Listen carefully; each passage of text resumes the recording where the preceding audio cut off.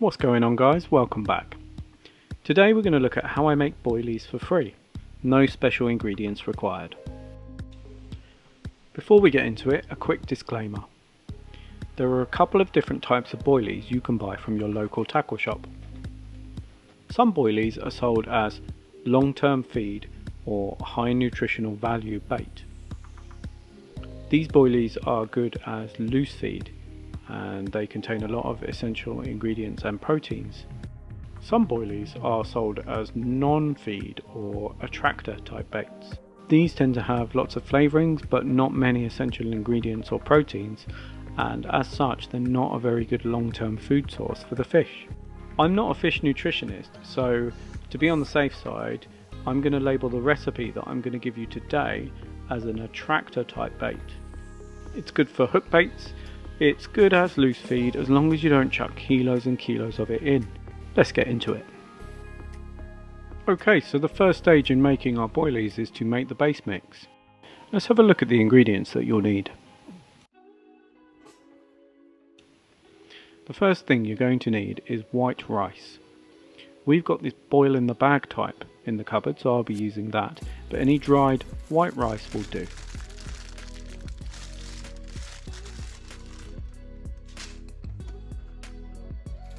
You're also going to need some dried pasta. Any shape is fine, just make sure that it says semolina on the packet in the ingredients list.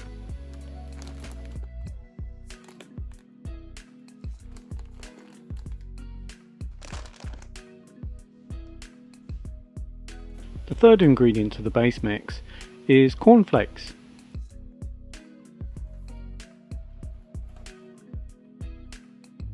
You're also going to need normal plain flour.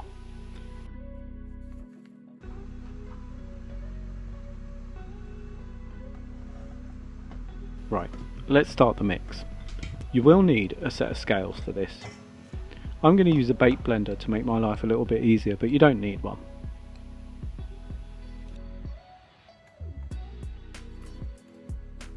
Firstly, weigh out 70 grams of these cornflakes and grind them up. I'm going to use my blender, but it's not going to get them really fine, so I'm going to use a rolling pin or a glass to just crush them down even more. You want them as fine as you can get them.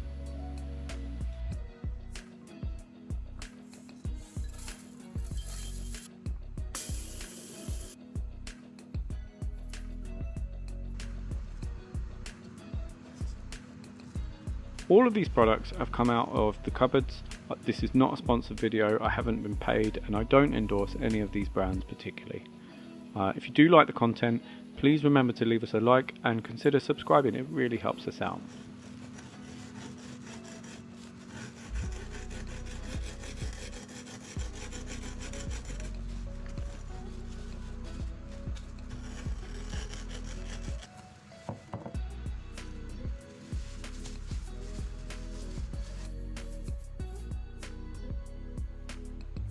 Next, weigh out 70 grams of the pasta, and to that add 125 grams of white rice.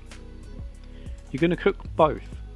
You're going to boil the rice and the pasta for 6 to 10 minutes until soft.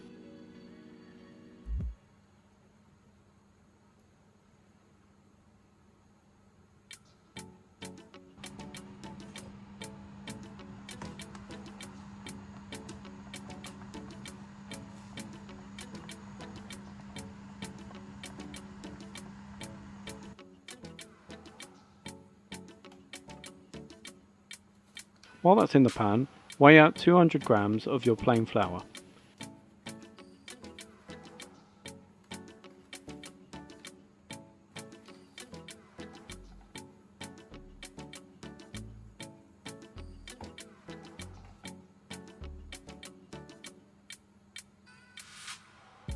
Once your rice and pasta has cooked, place in a large mixing bowl and allow it to cool slightly.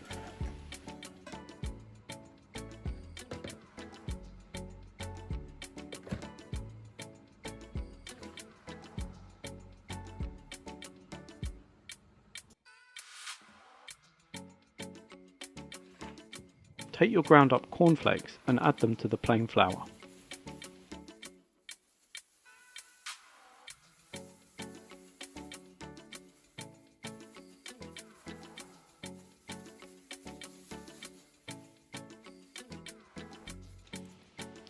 Okay guys, so the idea here is that we're going to mix the cooked rice and the cooked pasta, and we're going to form a paste, and that paste is going to be the beginning of our base mix. So I'm just going to put these in a blender. I happen to have one and it's going to make my life easier. If you don't have one, don't worry, because as you can see in the next step, I'm going to have to get in there and mash it up with my hands anyway.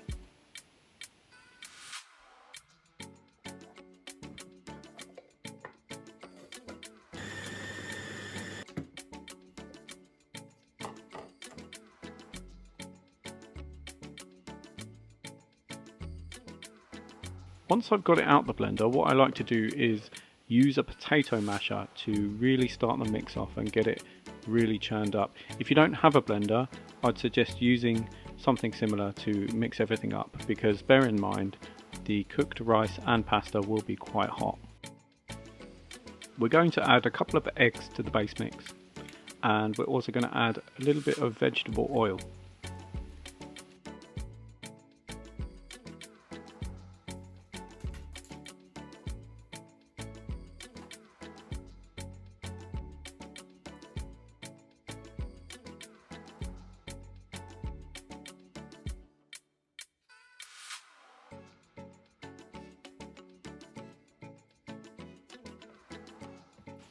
Right, get mixing guys, all of this lot has to be thoroughly mixed. You want to get that initial paste consistency.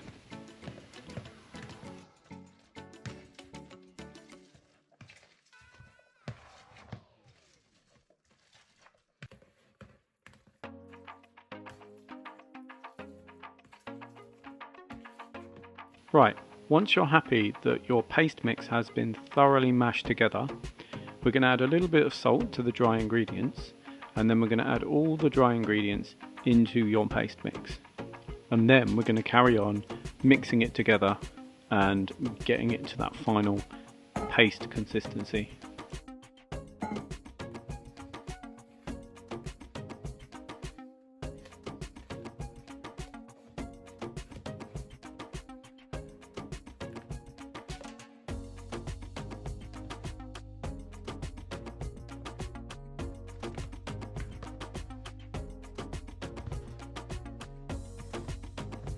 At some point guys, you are going to have to get in there with your hands and give it a good mix round.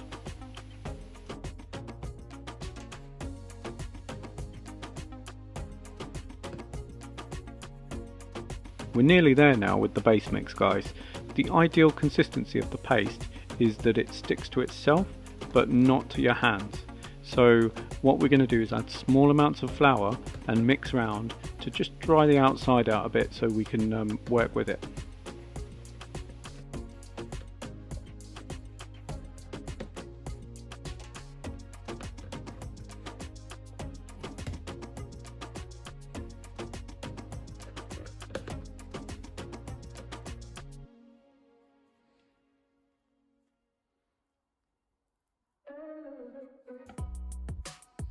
With my mix, what I'm going to do is make two different flavours of boilies.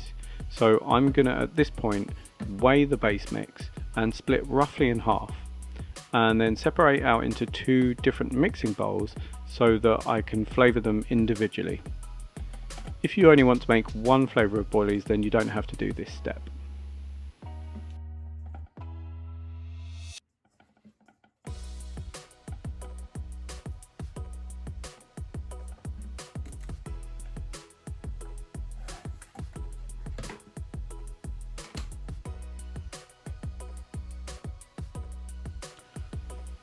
Right, so I've had a look in the cupboard and I've found some bits and pieces to flavour our finished base mix with. There's a wide range of ingredients that you've probably got at home right now that you could use. Bear in mind that different ingredients have different properties on the finished boilie. So there is a bit of trial and error, but I've made both of these before and they work fine. The first half of my mix is going to be flavoured with the Fishing Around signature Terry Berry flavour. This is a strawberry teriyaki blend. I've also found some old cake flavour and a bit of old jam at the back of the fridge, so the second half of my mix is going to be blackcurrant and lemon flavoured.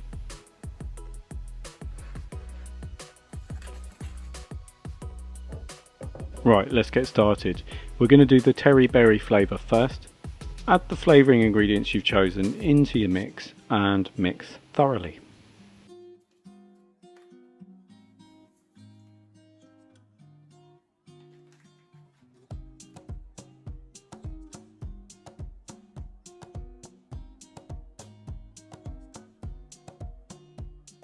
I'm not going to give any measurements for the flavourings, guys, because I just kind of go by feel. You need to remember that you're trying to maintain the consistency of the paste mix. So if you're using liquid flavours like this teriyaki sauce, you are going to need to add a little bit of flour just to dry the outside of the mix out so you can work with it. I'm going to also stick in a bit of red food colouring at this point to just give it that extra bit of attraction.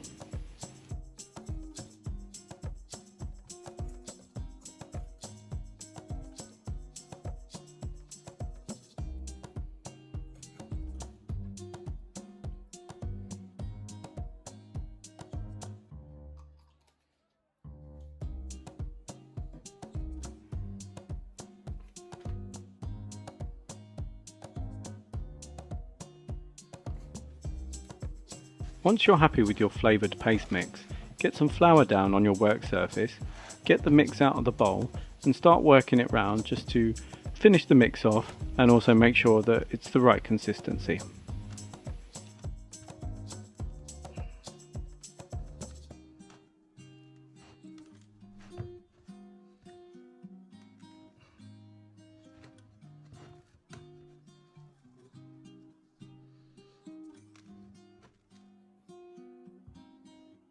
Right, so we got a finished flavoured paste mix and it's now time to turn it into boilies.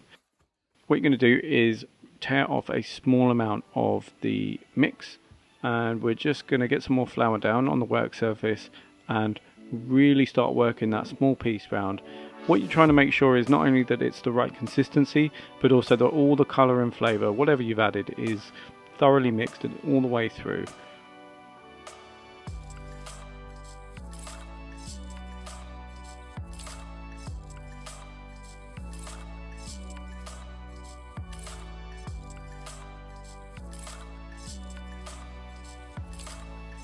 Once you're happy with your mix and the consistency, get a bit more flour down on your rolling surface and begin to roll this bit of paste into a sausage. I think it's important to keep it consistent here, guys. What we do now with the paste sausage is going to affect the finished size of our boilies, so we just want to make sure that we keep everything as uniform as we can if what you're after are similar sized boilies.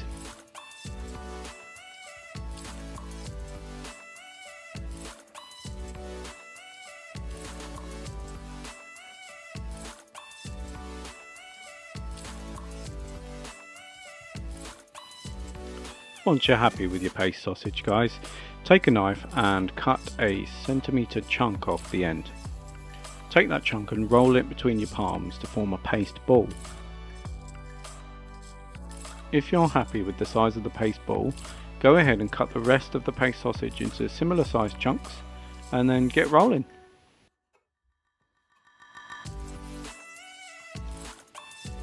Some tackle companies will sell you a plastic rolling table that you can use to do these in batch.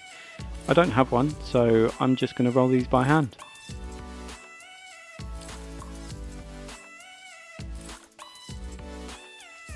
Let me know down in the comments below what flavours you went for in the end. If you are enjoying this video, guys, please remember to leave us a like and maybe subscribe. It really helps us out.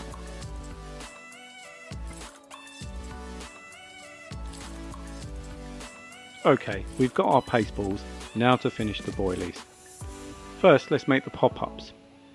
Select the best sized and shaped paste balls from your batch. I've gone for about 30, which leaves me with plenty of loose feed boilies as well, but you could do more.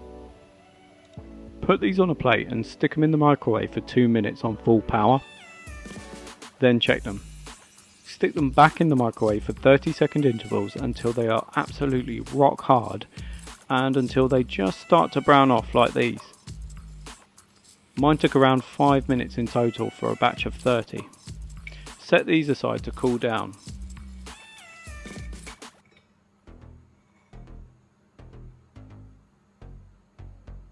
Take the remainder of your paste balls and boil them for 2 minutes. Do them in small batches for an even boil. If the water goes off the boil when you add the paste balls in, let it come up to the boil and then give them the full 2 minutes from there.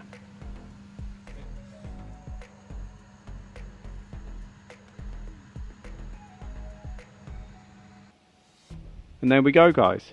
I've finished both batches here as well as both sets of pop-ups. They look great and they smell absolutely amazing. These will be very soft and sticky or gummy. The final step is to dry the boilies and the pop-ups for at least a full 24 hours. Let's do that and have a look at the finished product.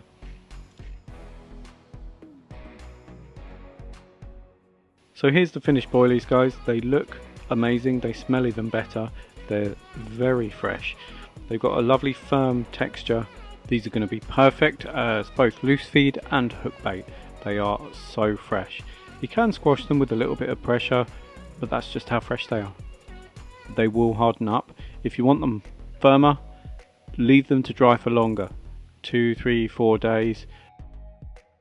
At this point what I like to do is test them.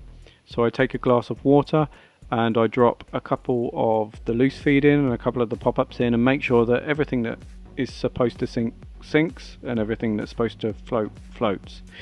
If you do have any issues at this stage, it will be to do with what you've used to flavour the boilies. The base mix is very reliable as long as you follow the recipe. Once you're happy that they're dry enough and you've tested them, I like to put a bit of flour in old takeaway containers and get the boilies in there and smash them in the freezer, and they'll keep for months. Thanks for watching guys, see you again.